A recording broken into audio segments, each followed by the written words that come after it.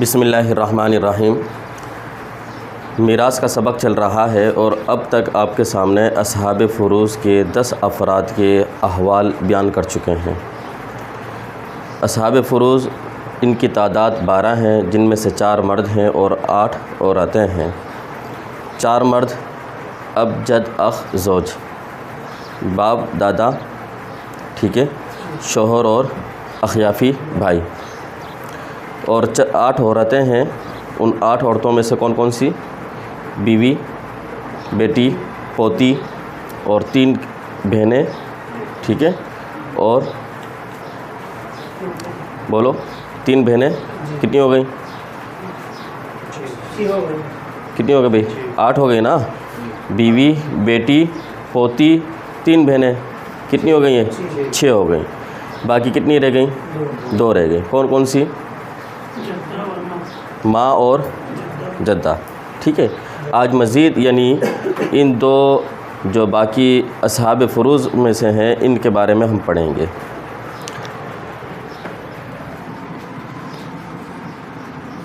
माँ की 3 हालतें हैं।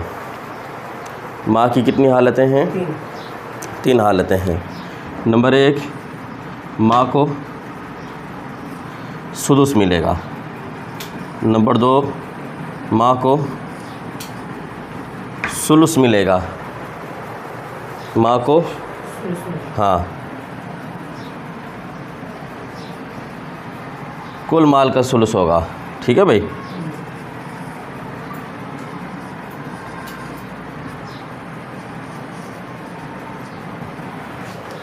माँ को सुलुस मिलेगा, लेकिन माँ बकिया।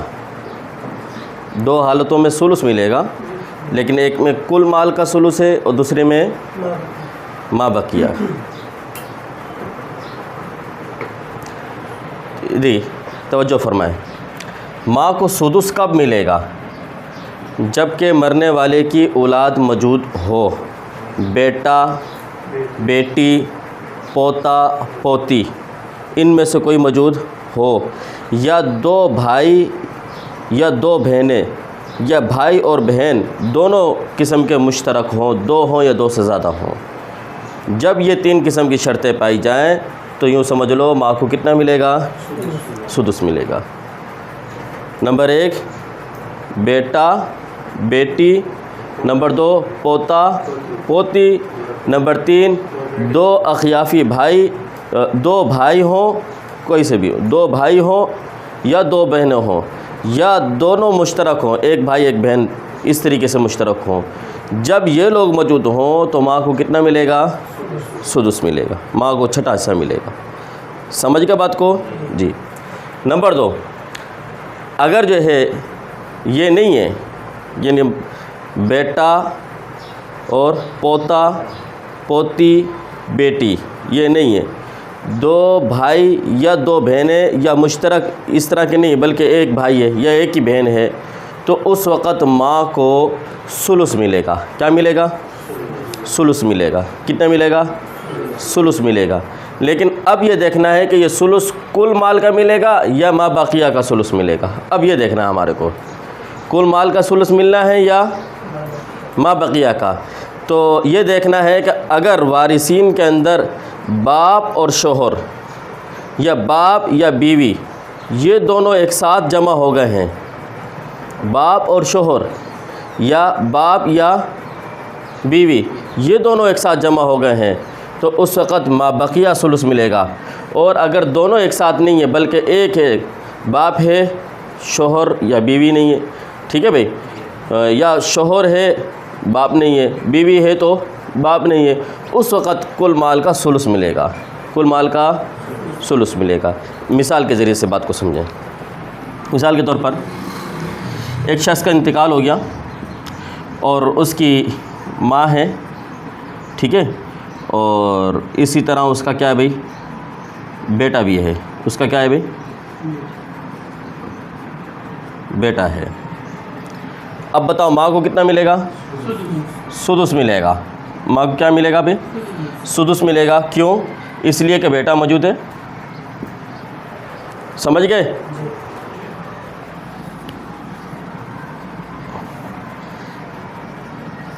सारी मिसालें लिख देते हैं यहाँ पर आपके सामने। माँ है, पोता है, क्या मिलेगा माँ को? सुदुस मिलेगा। ठीक है भाई। अच्छा, माँ है, यहाँ हम बेटी लिख देते हैं। माँ को क्या मिलेगा? सुदुस। बेटी को कितना मिलता है भाई? पढ़ा है आपने? निस्फ है, यहाँ पर निस्फ है ना बस। और क्या यहाँ कितना मिलेगा ये देखना है हमने। यहाँ कितना मिलेगा इसको? निस्फ। अच्छा, माँ है, पोती, माँ को कितना मिलेगा? सुदुस। पोती को कितना मिलेगा? बोलो बोलो। निस्फ मिलेगा। ठीक है। हाँ, माँ को क्या मिलता है? सुदुस। जी क्या हुआ? मैंने ये कहा माँ को सुदुस मिलेगा किस सूरत में? बेटा हो जैसे कि ये, या बेटी हो जैसे कि ये, या पोता हो जैसे कि ये, या पोती हो जैसे कि यहाँ, या दो भाई हो, या दो बहनें हो, या मुश्तरक एक भाई एक बहन हो, या दो से ज़्यादा हो। कम से कम दो हमने की। इसकी मिसाल माँ, ठीक है भाई, और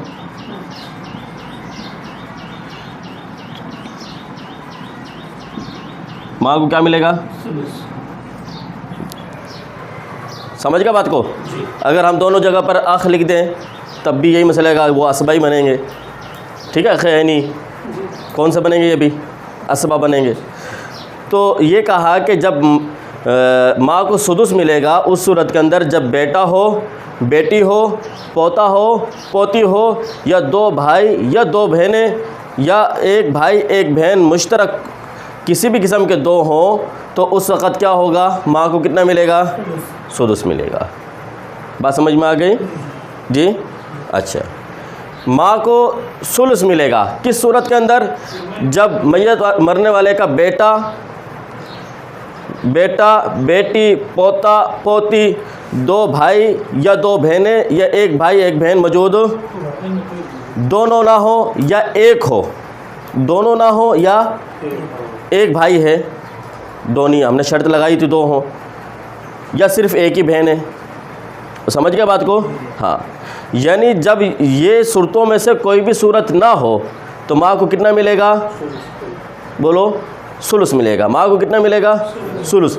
अब सवाल ये है कि माँ को सुलुस कुल माल का मिलेगा या माँ बकिया का सुलुस मिलेगा? तो ये देखना है कि अगर वरसा के अंदर बाप और शोहर, ये बाप या बीवी दोनों एक साथ जमा हो रहे हैं तो उस वक़्त माँ बकिया का सुलुस मिलेगा, और अगर एक साथ जमा नहीं हो रहे तो कुल माल का सुलुस मिलेगा। मिसाल, ये यहाँ मैं मिसाल लिख रहा हूँ। ठीक है भाई। मिसाल के तौर पर हिंदा का इंतकाल हो गया, इसका माँ है, बाप भी है, शोहर भी है। अब ये माँ को क्या मिले? देखा हमने, ये देखा पहले माँ को सुदुस मिलेगा या सुलुस मिलेगा, तो हमने ये देखा माँ को सुलुस मिलेगा। क्या मिलेगा माँ को? हमने सुलुस लिख दिया। क्यों सुलुस मिलेगा? इस वजह से सुलुस मिलेगा कि बेटा, बेटी, पोता, पोती, दो भाई दो बहनें, या भाई बहन दोनों एक साथ मौजूद जब ना हो तो उस वक़्त क्या मिलेगा? सुलुस। अब ये सुलुस कुल माल का है। मिसाल के तौर पर कुल माल है कितना भाई? 15,000। कितना? 15,000। अब कुल माल का सुलुस कितना बनता है? कुल माल का सुलुस मिलेगा या बाकी वरसा को देने के बाद जो बचेगा उसका देना है हमने? ये सवाल है।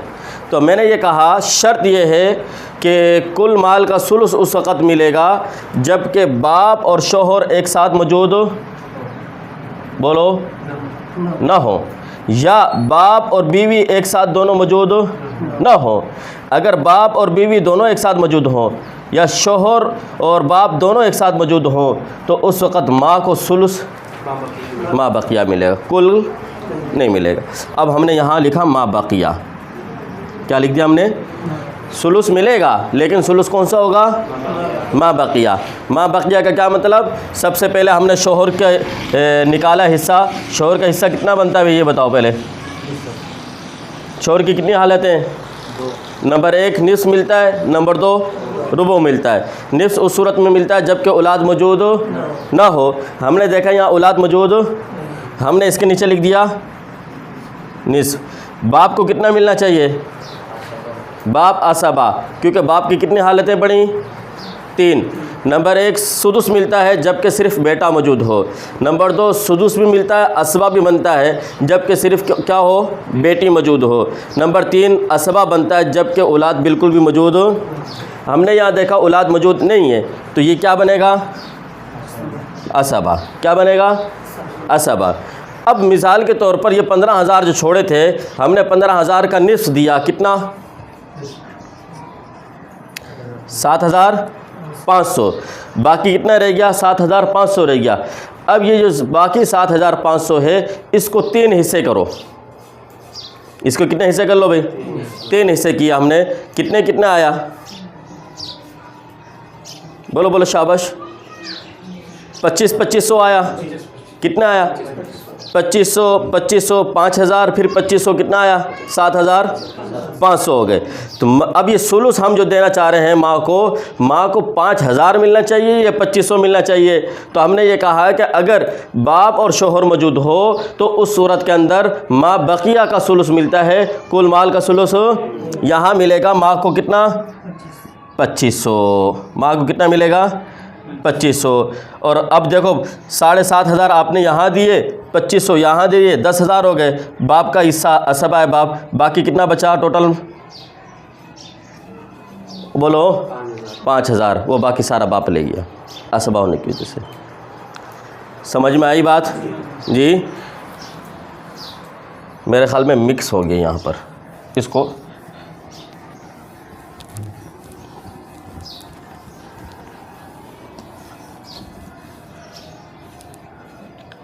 दोबारा समझें। माँ है, बाप है, शोहर है, हिंदा का इंतकाल हो गया, ठीक है। माँ को कितना मिलेगा? औलाद मौजूद नहीं है, कितना मिलेगा लिखो? हमने नीचे सुलुस लिख दिया, ठीक है। बाप क्या बनेगा? असबा बनेगा। क्यों? औलाद बिल्कुल मौजूद नहीं है। अच्छा, शोहर को कितना मिलेगा? औलाद मौजूद नहीं है, निस लिख दिया हमने, ठीक। मिसाल के तौर पर 15,000 पे इसने छोड़े थे टोटल। 15,000 में से आधा कितना बना? 7,500, यह हमने दे दिया। अब बताओ कि कुल माल का सुलुस मिलेगा जो कि कितना बनता है? 5,000। कुल माल का सुलुस अगर हम देखें 15,000 का कितना बनता है? 5,000। और अगर हम देखें माँ बकिया का सुलुस तो वो कितना बनता है? 2500। तो अब सवाल ये है कि इसको कुल माल का सुलुस मिलेगा या माँ बकिया का मिलेगा? तो हम ये शर्त लगा रहे हैं कि सुलुस माँ बकिया का उस सूरत में मिलेगा जबकि बाप और शोहर दो एक साथ जमा हो जाएं, या बाप और बीवी दोनों एक साथ जमा हो जाएं, तो उस सूरत के अंदर माँ बकिया का माँ को सुलुस मिलेगा, कुल माल का सुलुस। हमने यहाँ सुलुस माँ बकिया लिख दिया अब, ठीक है। वो कितना बना? 2500 इसको दिए, 7,500 इसको दिए, 10,000 हो गए, बाकी 5,000 बचे, वो इसको दे दिए असबा होने की वजह से। बात समझ में आ गई? आपको बात समझ में आई? अच्छा, ये हो गई एक सूरत। अब दूसरी सूरत इसमें पढ़ लें आप। यहाँ पर इंतकाल हो गया मिसाल के तौर पर जैद का, और माँ है, बाप है, बीवी है। माँ को कितना मिलेगा? सुलुस। बाप को क्या मिलेगा? बीवी को कितना मिलेगा? कितना मिलेगा भाई? रुबा मिलेगा। अब माँ के नीचे हमने सुलुस लिखा हुआ है, लेकिन ये सुलुस कुल माल का है या माँ बकिया, यह हमने देखना है। मिसाल के तौर पर इसने छोड़े थे टोटल कितने भाई? 20,000 रुपये। कितने छोड़े भाई? 20,000 रुपये। अब 20,000 का सुलुस मिलना है इसको या माँ बकिया का सुलुस मिलना है, हमने ये देखना है। तो हमने अभी शर्त ये लगाई थी, अगर मसले के अंदर बाप और शोहर दोनों एक साथ जमा हो जाएं या मसले के अंदर बाप और बीवी दोनों एक साथ जमा हो जाएं, तो उस सूरत के अंदर कुल माल का सुलुस नहीं मिलेगा, बल्कि माँ बकिया का सुलुस मिलेगा। कितना मिलेगा? माँ बकिया का। अब हमने मिसाल के तौर पर सबसे पहले तो यूँ किया कि रुबो निकाला, वो रुबो कितना निकला? बोलो 20,000 है ना, 20,000 में से रुबो निकाला, कितना निकला? 5,000। 5,000 हमने इसके नीचे लिख दिया, ठीक है भाई। अब बाकी कितना रह गया? 15,000। 15,000 का सुलुस कितना बनता है? 5,000, या हमने 5,000 लिख दिया, बाकी फिर कितना बचा? 10,000 यहाँ लिख दिया हमने। समझ गए बात को जी? अगर हम यहाँ पर इस तरह ना करते तो मसला क्या आता? असल में बात यह है, इसके अंदर हमने माँ बकिया को क्यों देखा है कि हमने कहा माँ बकिया का सुलुस मिलेगा, कुल माल का सुलुस नहीं मिलेगा। यहाँ इन सूरतों के अंदर कुल माल का सुलुस नहीं मिलेगा। उसकी वजह क्या है? उसकी वजह यह है, कुरान करीम में अल्लाह तबारक व तआला ने फरमाया कि मर्द का हिस्सा औरत के हिस्से से क्या होता है? बोलो, दुगना होता है, ठीक है भाई। अब अगर बिलफ़र्ज़ हम ये कह देते कि यहाँ पर कुल माल का सुलुस दो, तो कितना बनता? वो कुल माल का सुलुस कितना बनता है? 5,000। 5,000 इधर दे देते, 7,500 इधर दिया, बाकी कितना बचता पीछे? 2,500। बाकी कितना बचता भाई? 2,500। वो बाकी किसको मिलता? असबा को मिलता, बाप को मिलता, वो 2,500। अब बताओ, ये औरत है, ये मर्द है, मर्द और औरत, इसका हिस्सा मैंने अभी बताया कि औरत का हिस्सा क्या होता है भाई? कुरान कहता है कम होना चाहिए, मर्द का हिस्सा दुगना होना चाहिए। अगर इस तरह करते तो क्या हो जाता? मर्द का हिस्सा यहाँ पर कम हो जाता और औरत का हिस्सा ज़्यादा हो जाता। समझ गए बात को? इसी तरह यहाँ पर भी ऐसे ही हो जाता। अगर हम जो है कुल माल के यहाँ पर सुलुस दे देते, जो कि कितना बन रहा था? हाँ बोलो, 20,000। 20,000 का सुलुस कितना बनता है? 6,000। आगे कैलकुलेटर कर लो, जल्दी से कर लो।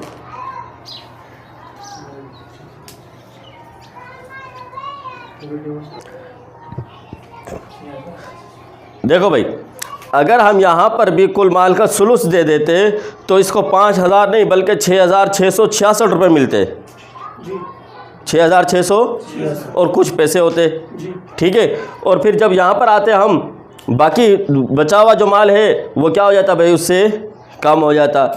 इस वजह से हमने क्या किया कि माँ बकिया का सुलुस दिया, कुल माल का सुलुस नहीं दिया, ताकि कुरान की आयत के मुताबिक हो जाए। तो समझ गए बात को? यह हज़रत उमर रज़ी अल्लाह ताला अन्हु ने इज्तिहाद किया था। ये इस वजह से ये दो जो मसले हैं विरासत के अंदर, ये बिल्कुल हट कर हैं। यहाँ पर कुल माल का सुलुस नहीं देते, इन दो मसलों के अंदर माँ बकिया का सुलुस देते हैं। यह हज़रत उमर रज़ी अल्लाह अन्हु ने अपने इज्तिहाद के ज़रिए से इसको इस तरीके से बयान किया था कि चूँकि कुरान ये कहता है कि कितना मिलना चाहिए औरत को मर्द के बनिस्बत उसका, यानी उसका एक हिस्सा मिलना चाहिए, मर्द को 2 हिस्से होने चाहिए। अगर हम जो है उसके मुताबिक वो हल करना शुरू कर दें, जैसे बाकी वो रसा के अहवाल हमने पढ़े हैं, कुल माल के यानी सुलुस मिलता, कुल माल का रुबू मिलता, कुल माल का निस्फ मिलता, कुल माल का सुमन मिलता, कुल माल का सुलुसान मिलता है। यहाँ पर भी अगर ऐसे करेंगे, कुल माल का सुलुस देंगे, तो फिर क्या होगा? औरत का हिस्सा मर्द के हिस्से से बोलो ज़्यादा हो जाएगा। समझ गए बात को? इस वजह से यहाँ पर उमर रज़ियल्लाहु अन्हु ने इज्तिहाद किया और दोनों आयतों के अंदर तत्बीक देने के लिए कहा कि इस मसले के अंदर जो मसला बनाएंगे हम, पहले जिस वारिस का हिस्सा बनता है वो निकाल देंगे असहाब फ़ुरूज़ का, और फिर जो उसका जो माल बचेगा माँ बकिया का सुलुस वो माँ को देंगे। ठीक है भाई?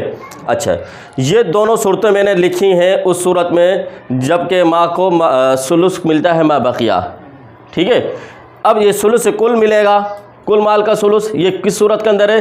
जबकि बाप या शोहर उनमें से कोई एक मौजूद हो, या जो है बाप या बीवी इनमें से कोई एक मौजूद हो। मिसाल के तौर पर यहाँ हम एक मिसाल लिख लेते हैं। माँ है, बाप है, माँ है,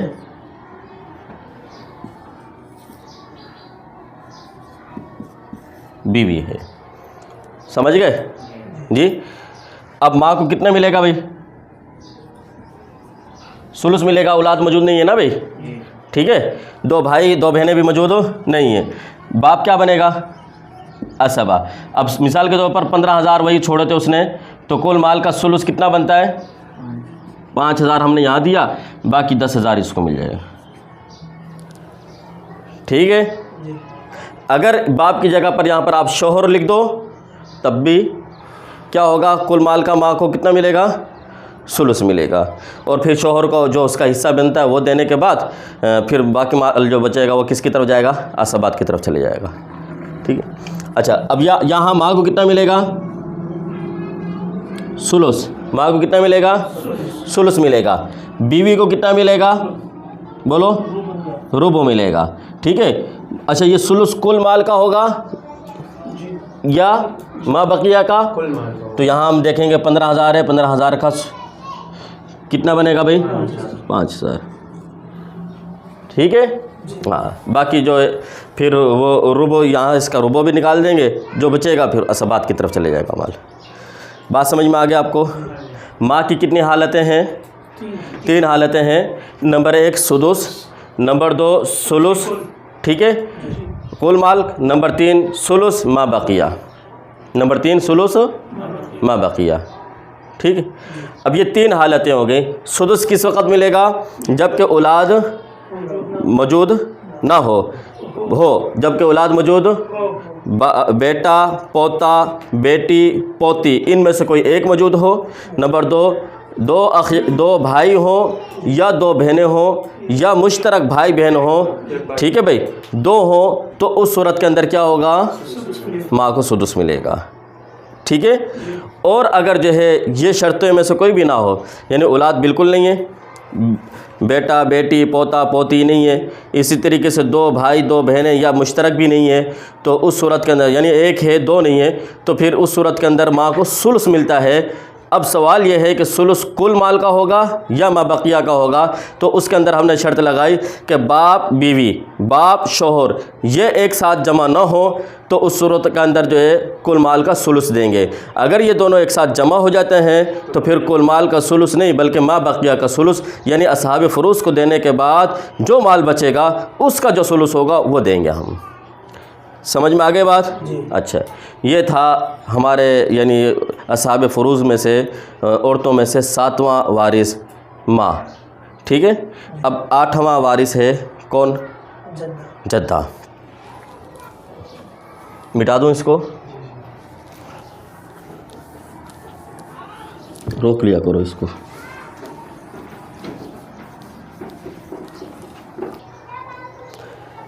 आठवां वारिस औरतों में से वो कौन है भाई?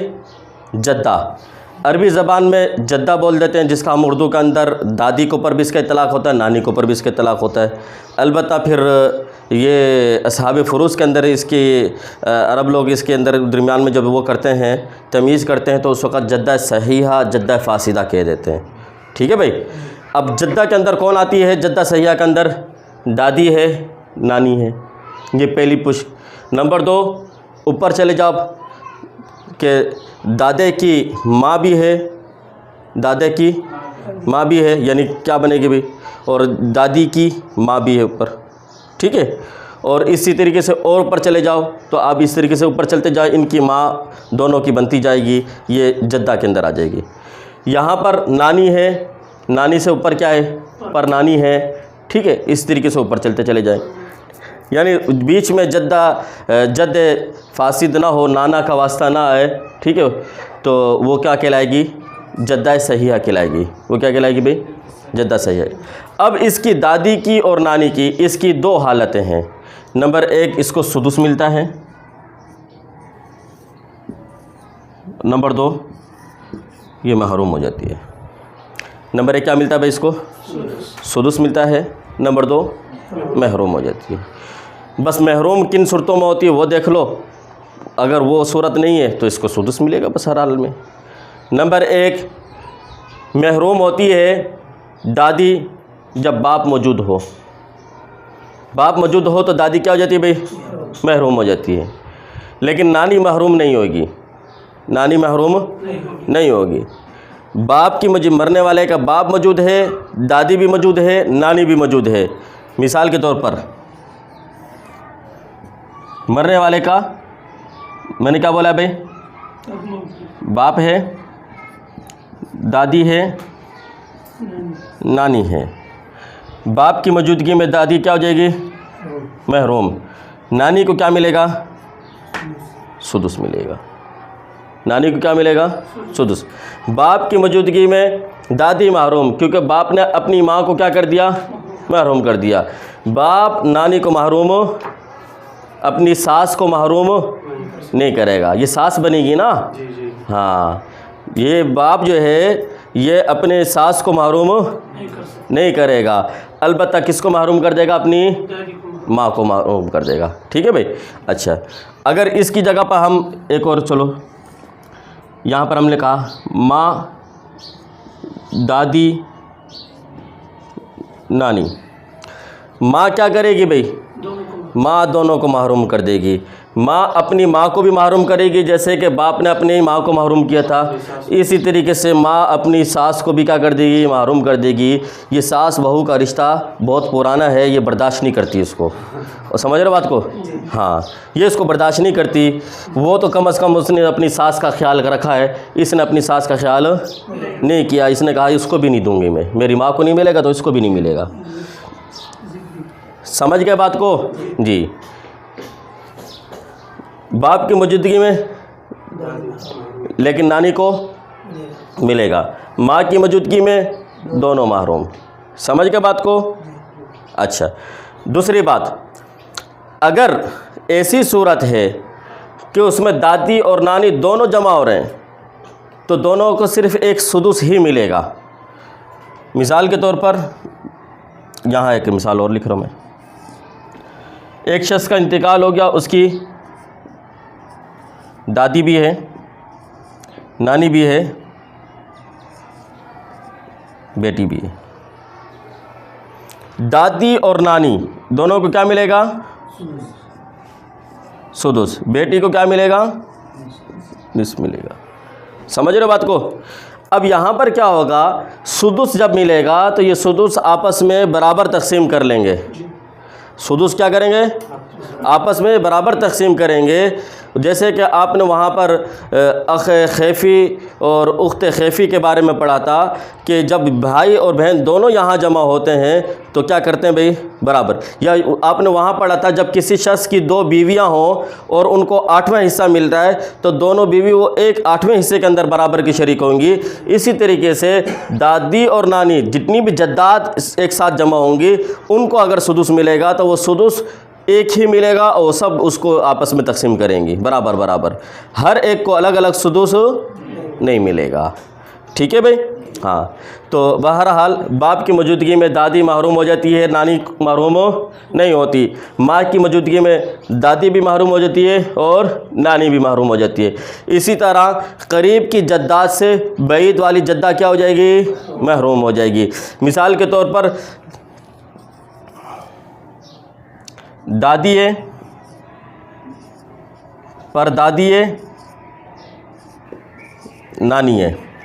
ठीक है, समझ रहे हो? अब दादी को सुदुस मिलेगा, नानी को भी सुदुस मिलेगा, लेकिन ये दोनों को सुदुस एक ही होगा। लेकिन परदादी को मिलेगा या नहीं? कुछ कहा नहीं मिलेगा। क्यों? इसलिए कि करीब वाले ने बहीद वाले को क्या कर दिया? महरूम कर दिया। समझ गए? बस ये चीज़ें जहन में रख लें। बाप की मौजूदगी में सिर्फ अपनी माँ महरूम होगी और उसकी माँ महरूम नहीं होगी। ठीक है? बीवी की माँ, यहाँ पर बीवी है ना, बीवी का इंतकाल हुआ है मिसाल के तौर पर। किसका इंतकाल हुआ है? नहीं, किसी का भी इंतकाल कर दो, ज़रूरी नहीं है बीवी। अच्छा, हाँ, तो यानी बाप की मौजूदगी में क्या होगा भाई? दादी महरूम हो जाएगी लेकिन नानी महरूम नहीं होगी। माँ की मौजूदगी में दादी भी महरूम हो जाएगी, मरहूम की यानी मरने वाली की दादी, और मरने वाली की नानी भी महरूम हो जाएगी। और दूसरी सूरत ये है महरूम की कि दादी की या नानी की मौजूदगी में जो बाईद वाली जद्दा बनती है, परदादी बनती है, परनानी बनती है, वो क्या हो जाएंगी? महरूम हो जाएंगी। समझ रहे हो बात को? हाँ, अगर एक ही दर्जे में है, मिसाल के तौर पर ये दादी पहले दर्जे में है, नानी भी क्या भाई पहले दर्जे में है ना। इधर से ये बाप की तरफ से दादी पहले दर्जे में है, इधर माँ की तरफ से नानी क्या है? पहले दर्जे में। दोनों का हमने कहा कि सुदुस मिलेगा क्योंकि दोनों बराबर की जद्दा हैं। अब ऊपर चले जाओ, ऊपर है परदादी, ऊपर क्या है भाई? परदादी, इधर है परनानी, दोनों बराबर के दर्जे में आ जाएंगे। ठीक है, इधर है दादी और इस तरफ है परनानी, दादी परनानी। अब देखो दादी नानी दोनों मिलकर क्या मिल रहा था इनको? सुदुस। दादी है परनानी है, परनानी क्या हो जाएगी? महरूम। क्यों? इसलिए कि करीब वाली जद्दा बईद वाली को क्या कर देगी? महरूम कर देगी। कौन सी? नहीं, परनानी हमने लिख दिया ना, परदादी की मिसाल हमने नीचे दे दी, ये परनानी का हमने। यानी हम ये कह रहे हैं कि चाहे एक ही दर्जे के अंदर हो, करीब वाला मौजूद है तो बईद वाले को महरूम कर देगा, या अलग अलग दर्जे में हो, एक तरफ दादी वाला दर्जा है, दूसरी तरफ नानी वाला है, तो एक तरफ अगर दादी वाला मौजूद, करीब वाला मौजूद है, इधर वाला बईद वाला है, तो बईद वाला क्या हो जाएगा? महरूम हो जाएगा। तो कितनी सूरतें हो गई दादी की? दादी की 2 सूरतें हो गई, जद्दा की 2 सूरतें हो गई। नंबर 1 सुदुस मिलता है, नंबर 2 महरूम होता है। महरूम होने वाली सूरतें कि बाप की मौजूदगी में, बोलो, दादी महरूम, माँ महरूम नहीं, माँ की मौजूदगी में दोनों महरूम हो जाती हैं। और फिर करीब वाली की मौजूदगी में बईद वाली क्या हो जाती है? महरूम हो जाती है। फिर चौथी चीज़ ये पढ़ी हमने, जब सुदुस मिलेगा तो तमाम किस्म की जो दादियाँ अगर मौजूद हैं एक ही उसमें, तो सुदुस सबको एक ही मिलेगा, अलग अलग सुदुस नहीं मिलेगा। ठीक है, समझ में आ गई? ये है अहवाल असहाब फ़ुरूज़ के जो आपके सामने बयान किए गए हैं, ये बहुत अहम हैं, इनको याद करना है। ये याद करोगे तो आपके लिए आसानी रहेगी। अगर इसको याद नहीं करोगे तो बाद में आप लोग परेशान होते रहोगे, मसला फिर आपसे हल नहीं होगा। मिसाल के तौर पर हमारे पास एक मसला आ जाता है, 12 किस्म के वारिसों का अहवाल हमने पढ़ लिए हैं। यहाँ हम एक मसला लिखते हैं, मरने वाले का बाप, ठीक है, दादा, अबजद, इसी तरह शोहर, बेटी,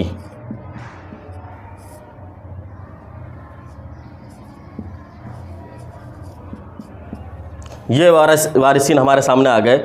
अब किसको कितना कितना हिस्सा मिलना है? अगर हमने असहाब फ़ुरूज़ के तमाम वारिसों के अहवाल असबर याद कर लिए हैं तो फिर हमारे लिए मुश्किल नहीं होगी।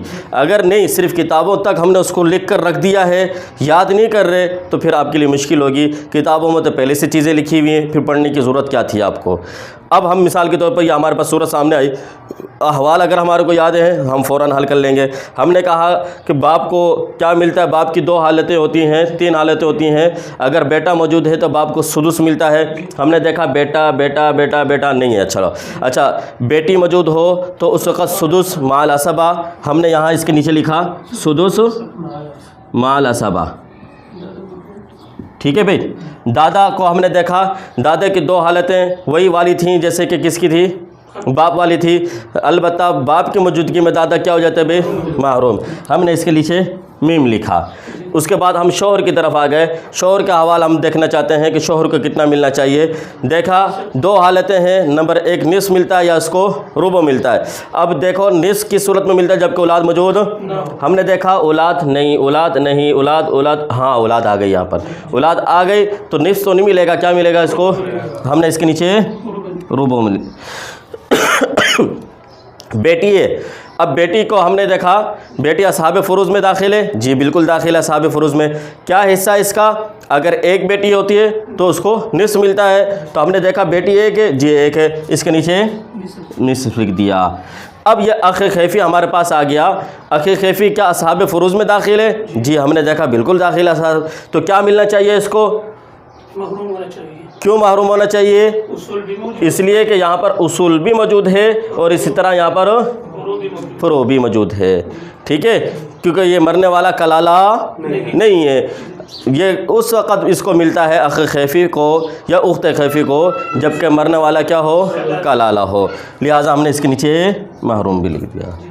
तो ये सारी सूरतें हमें उस वक़्त याद होंगी जब ये मसला उस वक़्त हम हल करेंगे जब सब के अहवाल हमारे सामने मौजूद हों, जब सारे अहवाल हमने याद किए हुए हों। अगर हमने अहवाल याद नहीं किए हुए तो फिर हमें बाद में परेशानी होती रहेगी, हम परेशान होंगे। कभी किताब को खोलेंगे, किताब खोलने से बाद में चीज़ें आपके जहन में नहीं आएंगी, हो सकता है आप गलती पे गलती करते चले जाओगे। इसलिए अभी से अहवाल को याद कर लो, ये पक्के हो जाएंगे, बाकी फिर आगे आसान है सब कुछ। अब आप सोच रहे होगे हमने ये काम तो कर लिया, सिर्फ आपका अभी काम जो है वो यही हैगा, मसला हल नहीं करना आपने। मसला कितने से बनेगा, कैसे बनेगा, बस आपका काम अभी क्या है, अहवाल आपने पढ़े हैं कि जो वारिसीन आपके नीचे आज जमा हो चुके हैं सबके नाम लिखो। नाम लिखने के बाद यानी रिश्ता जो है रिश्ता लिख लो। रिश्ता लिखने के बाद फिर आपने क्या करना है, उनके हिस्से नीचे लिखते चले जाओ। इसका क्या हिस्सा बनता है, इसका क्या बनता है, इसका क्या बनता है, सबके हिस्से लिख लो। अब वो मसला कैसे बनाना है, कितने से तकसीम करना है, वो बात की बात है। पहला ये काम है आपका, इसको याद कर लें आप, हो जाएगा याद। चलो शाबाश, बस इसी को वो कर लें। सुभान रब्बिक रब्बिल इज़्ज़ति अम्मा यसिफ़ून व सलामुन अलल मुरसलीन वल्हम्दुलिल्लाह।